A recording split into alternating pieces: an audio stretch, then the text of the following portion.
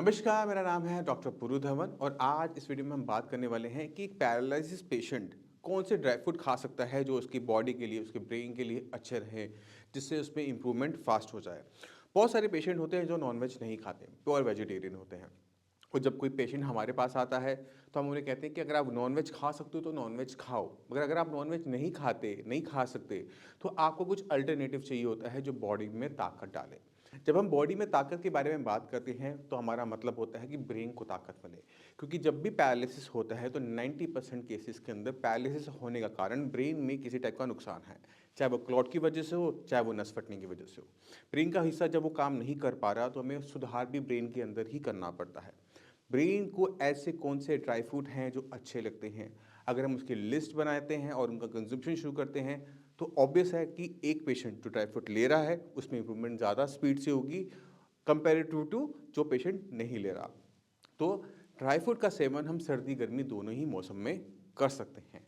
और हमारे ब्रेन के लिए जो ड्राई फ्रूट हम सुनते आए हैं कि अखरोट और बादाम, ये दो ड्राई फ्रूट ऐसे हैं जो हम सबको पता है और हमें पैरालिसिस में लेने चाहिए।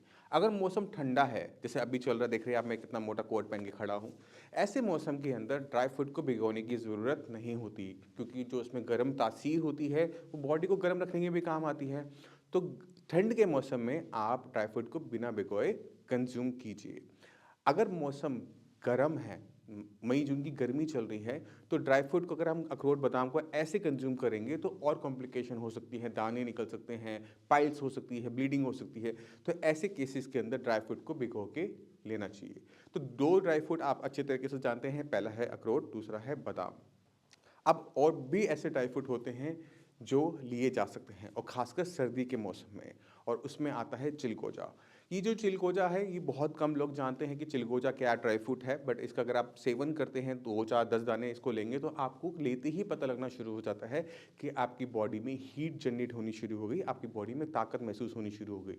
इसी वजह से चिलगोजा जो है वो गर्मी के मौसम में नहीं खाया जाएगा, उसका सही खाने का जो मौसम है वो है सर्दियाँ। अब ये जितनी भी ड्राई फ्रूट्स हैं, इसकी कितनी मात्रा हम दिन में ले सकते हैं? तो दिन में जो ड्राई फ्रूट की मात्रा होती है, वो आप इस तरह से ले सकते हैं कि बादाम 10 दाने और इसी तरह से अखरोट गिरी 10 दाने, और साथ में अगर आप चिलगोजा ऐड करते हैं, वो भी 10 दाने तक आप ले जा सकते हैं। इससे ओवर करेंगे तो गर्मी ज़्यादा हो जाएगी और कोई ना कोई पेट की समस्या या स्किन की समस्या निकल सकती है। तो ड्राई फ्रूट का एक लिमिटेड प्रयोग अगर आप करेंगे पैरालिसिस पेशेंट में, तो बॉडी को यानी ब्रेन को भी ताकत मिलेगी दोबारा से अपने आप को ठीक करने के लिए, क्योंकि हमारे पास यहाँ पर और चीज़ों की कमी होती है। जैसे हम कोई पेशेंट नॉनवेज खाता है, उसको बोलते हैं कि आप फ़िश खाइए, आप चिकन सूप लीजिए क्योंकि शरीर को ताकत चाहिए, मगर अब एक वेजिटेरियन में हमें ये दिक्कत देखने को मिलती है। तो आप ड्राई फ्रूट का सेवन इस तरह से कर सकते हैं। जब भी आप ड्राई फ्रूट का सेवन करें, एक चीज़ का ध्यान और रखेंगे कि हम अपनी डाइट के अंदर दूध की मात्रा को बढ़ा देंगे। अब दूध और ड्राई फ्रूट का क्या लॉजिक है, मैं आपको समझाने की कोशिश करता हूँ। दूध जो होता है वो तासीर में ठंडा होता है। अगर आपने ड्राई फ्रूट थोड़ी ज़्यादा मात्रा में खा भी लिया या फिर वो आपके लिए ज़्यादा हो गया, तो दूध उसके असर को नलीफाई कर देगा। आपको दूध अपना बेनिफिट देगा, ड्राई फ्रूट अपना बेनिफिट देगा, और ड्राई फ्रूट से होने वाली अगर कोई 1% भी कॉम्प्लिकेशन बॉडी में पैदा होने वाली होगी वो नहीं हो पाएगी। तो आपकी बॉडी के अंदर किसी टाइप का नुकसान नहीं आएगा। तो इन छोटी-छोटी चीज़ों को हम यूज़ कर कर एक पैरालिसिस पेशेंट को दोबारा से काम करने लायक बना सकते हैं। तो डाइट बहुत इंपॉर्टेंट है, उसके बाद एक्सरसाइज बहुत इंपॉर्टेंट है, उसके बाद ब्रेन के अंदर डेवलपमेंट करने वाली वो मेडिसिन्स भी ज़रूरी है, क्योंकि ब्रेन जब नुकसान उठाता है तो पहले 6 महीने में बहुत अच्छी इंप्रूवमेंट दिखाता है।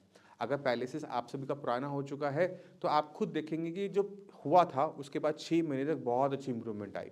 हम चलने लगे, थोड़ा बहुत हाथ हिलने लगा, बट वो इंप्रूवमेंट कहीं न कहीं रुक गई।